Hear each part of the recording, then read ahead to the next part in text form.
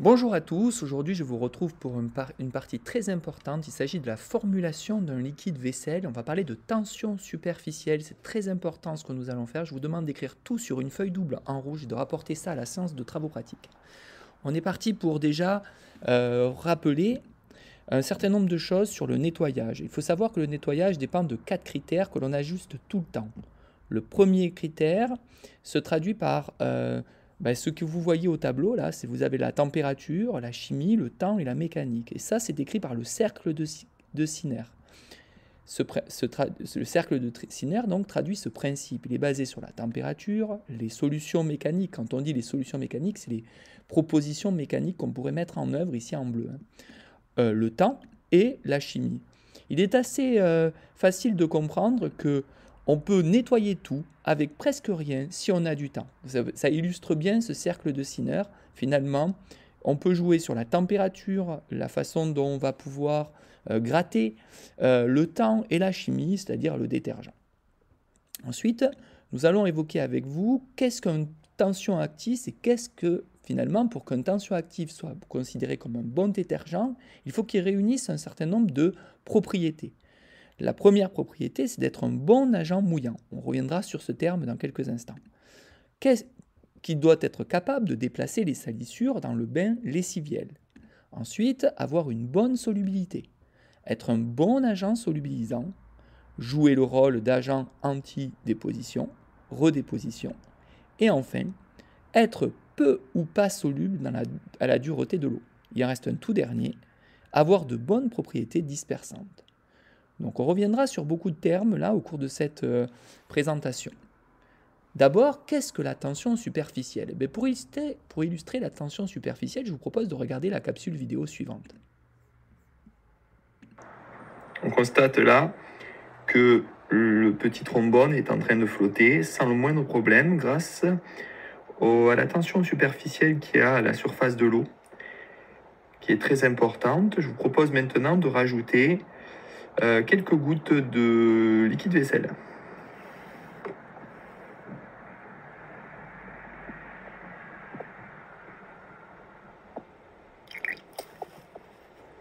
On constate que la tension superficielle à la surface a été directement abaissée et du coup que le trombone coule. Ainsi, quand vous regardez cette capsule vidéo, vous avez pu constater que finalement, quand nous avions de l'eau, uniquement de l'eau, on constate qu'à l'intérieur, chaque molécule d'eau est entourée d'autres molécules d'eau. Et elle subit des interactions dans toutes les directions, ce qui équilibre est fort. Donc les forces qui peuvent y avoir, évidemment, ce sont des interactions ici liées aux liaisons hydrogènes, aux liaisons interactions de chisomes. Donc ici, toutes ces forces se stabilisent autour finalement des autres molécules d'eau. Quand on regarde à la surface finalement de l'eau, on voit que finalement les molécules d'eau en surface ne sont pas entourées de toutes parts par d'autres molécules d'eau. Elles subissent donc une force d'interaction nette vers l'intérieur cette fois, et beaucoup moins forte vers l'extérieur. C'est ça qui correspond à la tension superficielle. Ce qui crée donc une tension superficielle. Je vous propose d'écrire que la tension superficielle est notée gamma, et elle s'exprime en newton par mètre ou en joule par mètre carré. Donc nous, on utilisera plutôt le newton par mètre. La tension superficielle peut être définie comme la force par unité de longueur, qui agit sur la surface d'un liquide et qui tend à minimiser la surface de ce liquide.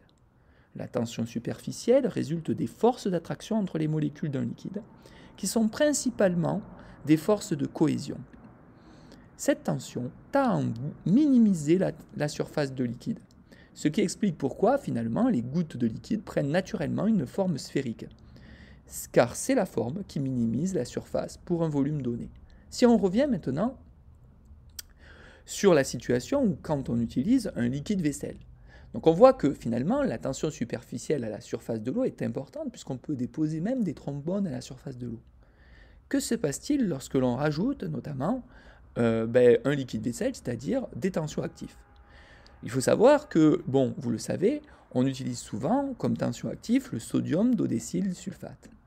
Cette molécule, c'est celle que vous avez sous les yeux. Cette molécule, on remarque qu'elle a une longue chaîne carbonée et une partie ionique avec un moins ici et un plus. C'est ce qu'on appelle la partie ionique. Finalement, on pourrait la redessiner sous cette forme. Une longue chaîne que l'on pourrait représenter comme étant une queue. Cette longue chaîne carbonée n'aime pas l'eau, on dit qu'elle est hydrophobe, ou lipophile, puisqu'elle aime la graisse. Donc queue hydrophobe ou lipophile. Ou enfin, devant, nous avons une tête, pour modéliser ici, c'est une tête hydrophile ou une tête lipophobe, qui n'aime pas la graisse du coup.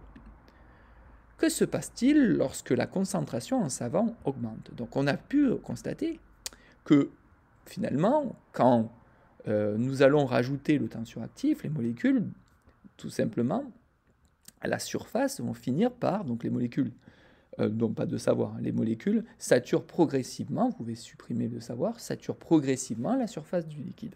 Donc on voit que toutes les parties ici, c'est-à-dire les têtes hydrophiles qui aiment l'eau, vont se rapprocher ici de l'eau, et les parties qui n'aiment pas l'eau vont se mettre à la surface vers le haut, pour évidemment être le plus éloigné.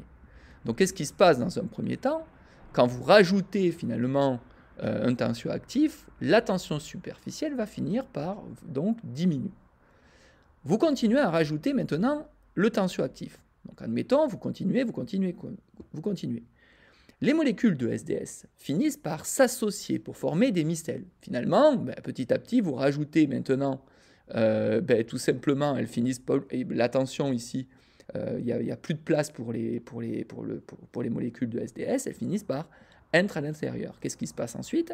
Elles vont finir par s'agréger, c'est-à-dire la partie ici qui n'aime pas l'eau finit par finalement se rejoindre ensemble pour donner lieu à quelque chose qui donne finalement autour quelque chose qui aime l'eau.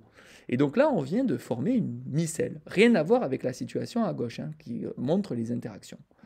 Donc qu'est-ce qui se passe? La tension superficielle continue à diminuer.